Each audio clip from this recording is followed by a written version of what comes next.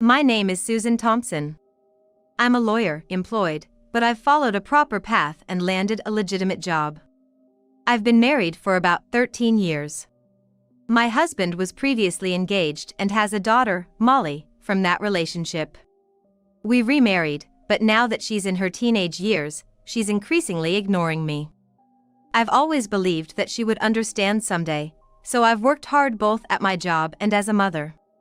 Time passed, and when she brought home her fiancé, Simon, "I won't involve myself with you, you're a stranger to me." He said something shocking. To my dismay, both my husband and daughter agreed, telling me to leave the room and the house, claiming I'm not a real family member. Despite all my efforts, I was speechless at their unexpected treatment. It takes me back 13 years. "I want you to become my daughter's mother." My husband had proposed to me. Back then, I had no experience with marriage. Just like my mother lovingly disciplined me, I tried to teach my daughter, Molly, the difference between right and wrong. "If you stay out this late, it's not good." "Who do you think you are? Pretending to be my mom? You're not my mom, so stop acting like it. You're just a housekeeper. Just clean and cook for us." "How can you say such things to a parent?" "That's because you're not my parent." She retorted like that.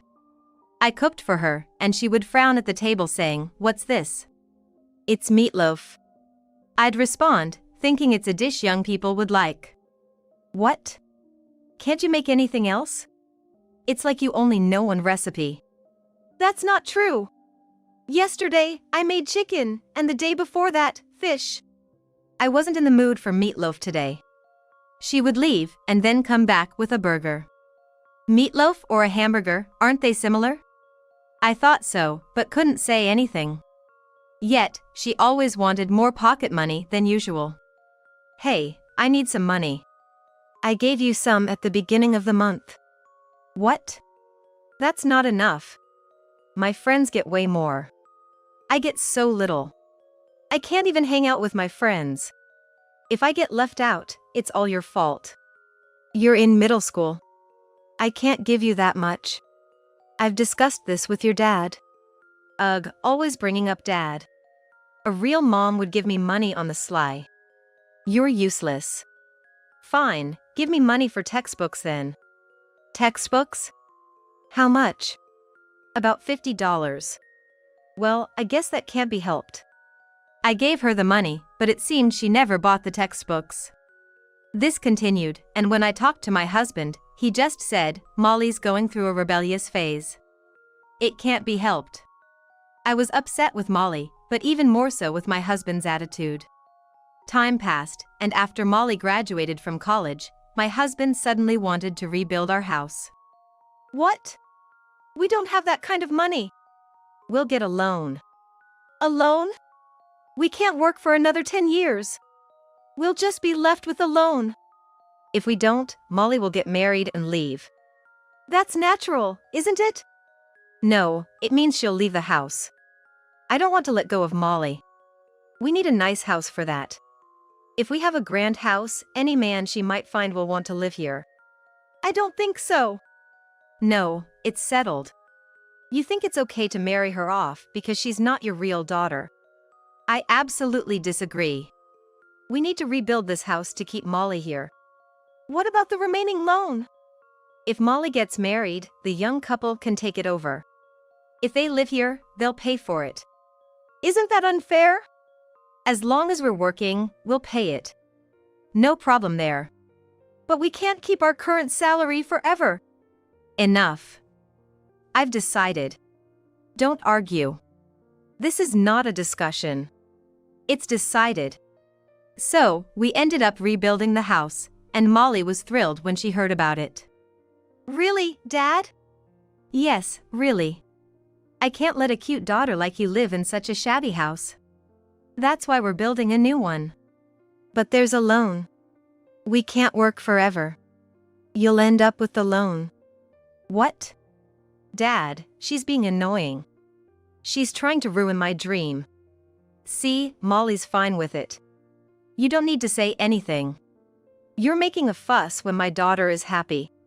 This marriage was a mistake. How can you say that?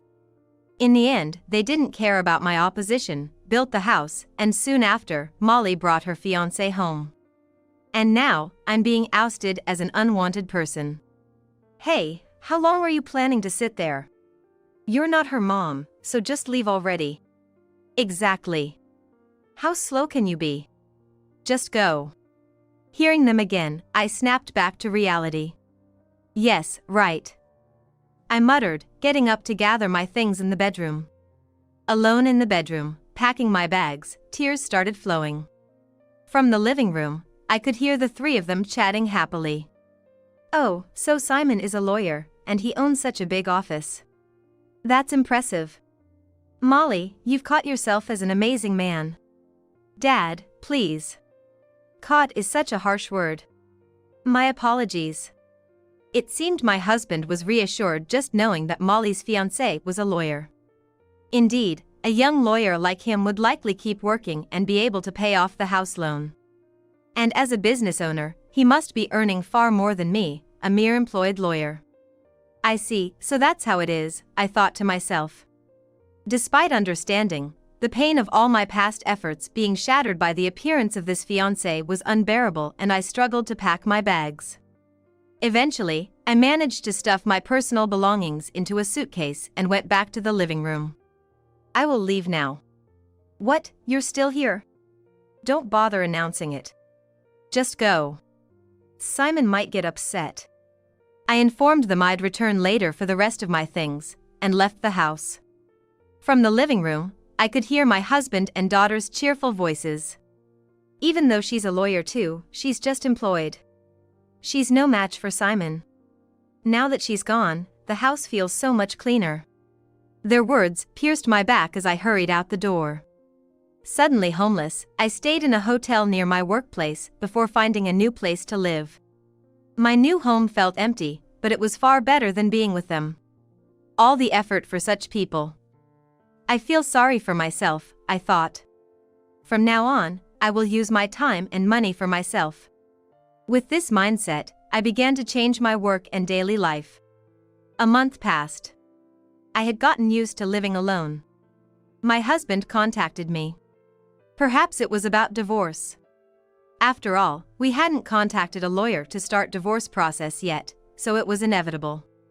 But I hesitated to bring it up myself, so we had been separated for a month. However, the phone call was about something entirely different. Hey, the house loan hasn't been paid. To my surprise, my husband told me about the mortgage on our house, even though we live separately. That's because you haven't deposited money into the account. I did my part. Haven't you paid? Of course, I haven't. Why not? I don't live in that house anymore. Why should I pay the loan? We agreed to pay it together when we bought the house. That was if I lived there. Why would I pay for a loan on a house I don't live in? We're still married, so you should pay. You and Molly told me to leave. I left. I won't pay the loan anymore. We said leave, but we're not divorced. We might not be divorced yet, but we're separated. I can't be with you after what you said. Even so, we're still married. You have an obligation to pay. Unfortunately, you're the primary debtor of that house. And since I don't live there, I have no obligation to pay. Primary debtor? Yes, you're the owner and you live there. You should pay. Ugh. You have a lawyer, Molly's fiancé. Ask him if I'm wrong. But we decided to buy the house together. I opposed buying it. I said we couldn't afford the loan. But you insisted. What an unreasonable person. Won't you sacrifice for your family? For a family that loves me, yes. But you don't consider me family. Otherwise, you wouldn't have said those things. Besides, the young couple will eventually pay, right? Let them start now. He's a capable lawyer who runs his own firm. He must have the money. If he can pay, that is it. Of course, he can pay. He's a far more successful lawyer than you ever were. He earns way more than you could ever imagine. Well, that's good for you then. I just hope it doesn't hurt too much. What do you mean by that? You'll understand in time. Annoyed, he ended the call with, "What an insufferable woman."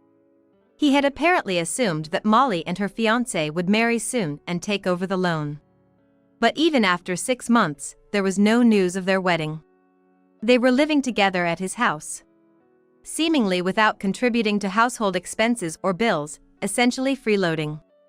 Occasionally, he would call me, confused about their activities, as they would leave and return without explaining what they were doing. But such a situation couldn't last forever.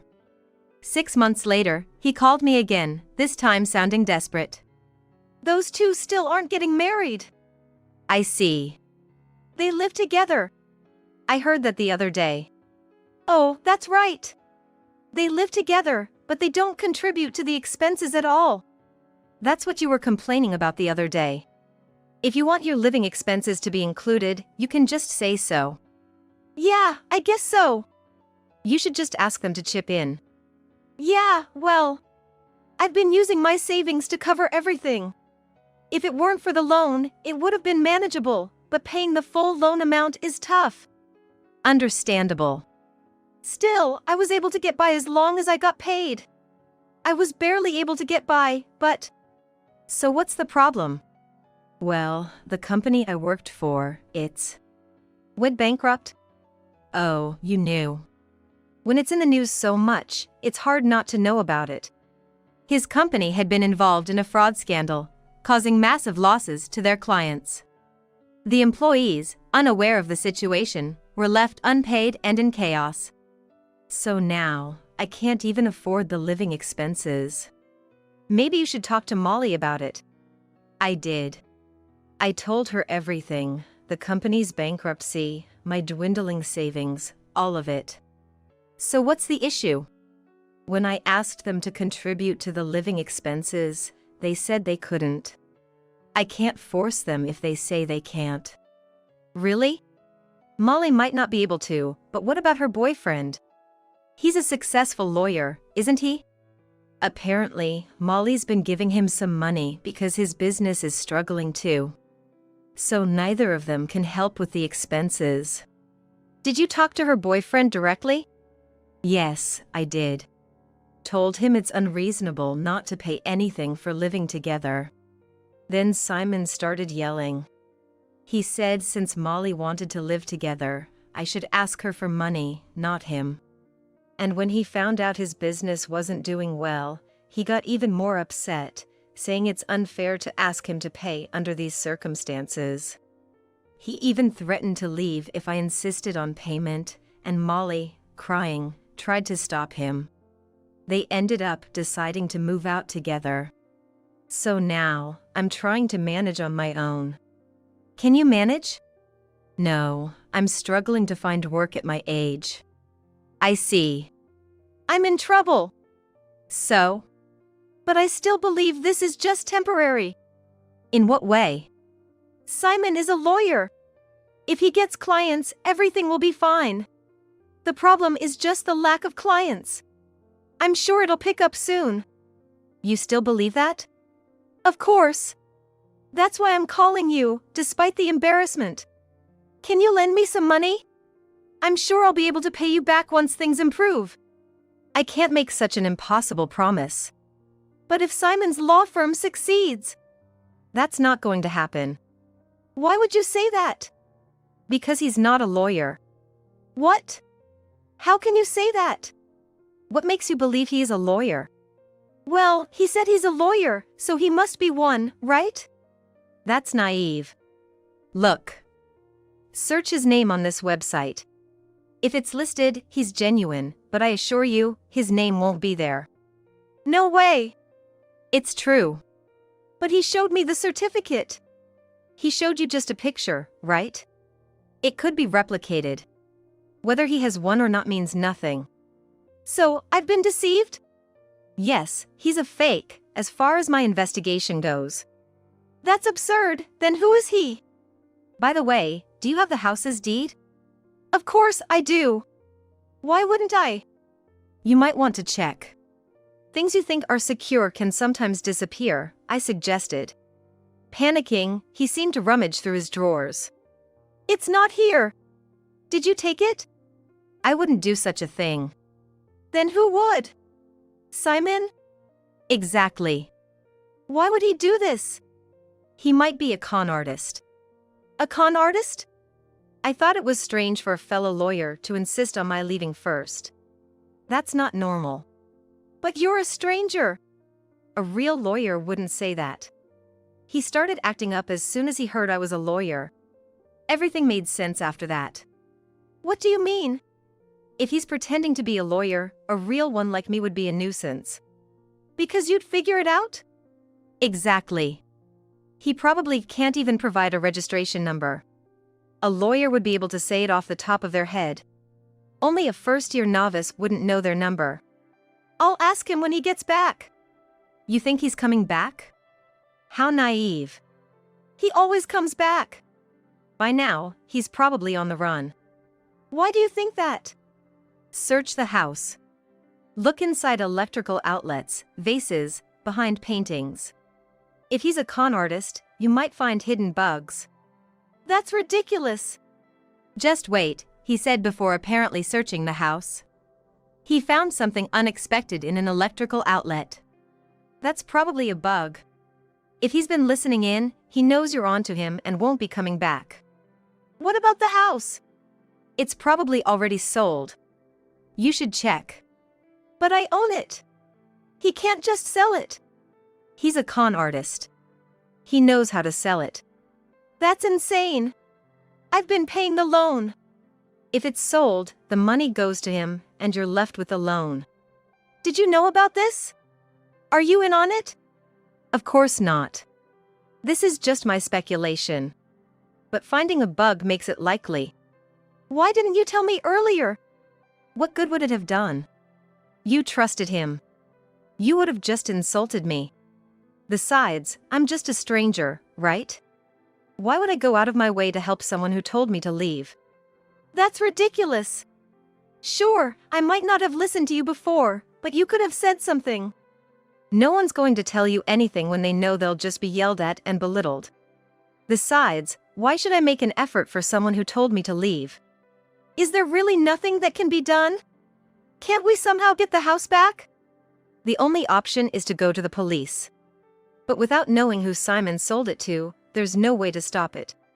Even then, if it's been cleverly sold, the police might not even take your word for it. No way! Shocked, my husband kept repeating, "That's too much." About a month later, they received an eviction notice because their house had been sold. Help me! Oh, what happened? I've been told to vacate. So it was sold. You're a lawyer, can't you do something? I'm just an employee. If you're insistent, you could ask my firm, but we're quite expensive. We mainly take on corporate cases. Don't say that. Without knowing who the other party is, there's not much I can do. If Simon were here and you could make him compensate, then maybe. But a lawyer can't do much without knowing the perpetrator. Don't say that. It's our house.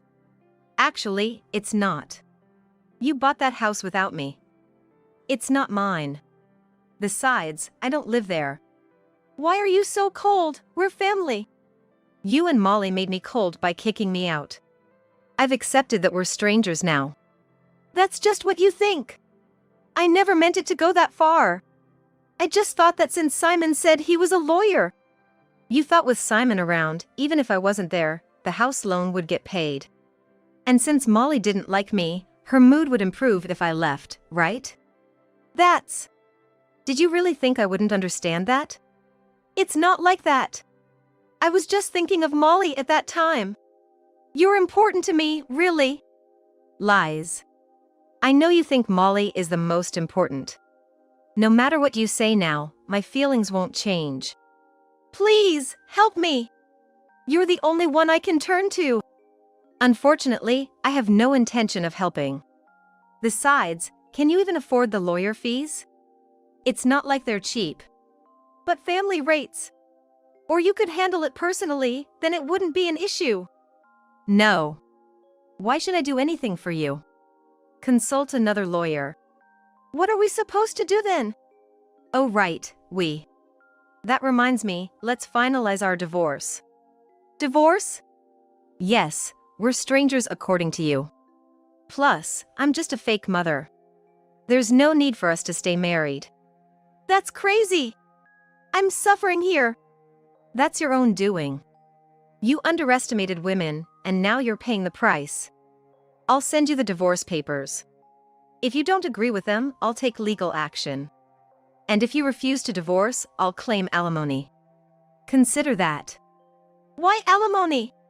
Because you ridiculed and expelled me while we were married. It's compensation for the mental anguish. And I'll also claim my share of the assets we accumulated together. Even if the house was scammed away, that's on you, so I'll claim half of its value. Think it over. That's ridiculous. Utterly defeated, he fell into despair. Serves you right. Eventually, it was confirmed by the police that Simon was a fraudster, but the house was never recovered. My ex-husband and Molly had to leave, with only the loan remaining. My ex-husband asked Molly to pay half of it. However, Molly, who is selfish by nature, yelled at her ex-husband, saying, "Why do I have to pay the loan when I don't even have a house?" You were also happy to have a new house, weren't you? I was happy, but I didn't think it would turn out like this. It was your decision, so you should pay for it. She moved out on her own, cutting ties with him. Despite his efforts, my ex-husband couldn't find a job and resorted to multiple jobs, but it was still not enough. Since I'm living alone anyway, maybe I should move somewhere cheaper. Resigned to his fate, he moved into a rundown one-room apartment. To make ends meet, he started working multiple part-time jobs, which took a toll on his health.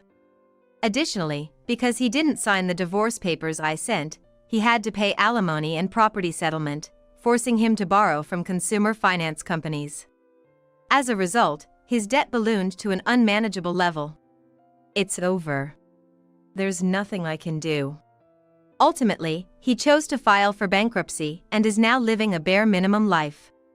As for me, leaving that house was the catalyst for starting my own law firm.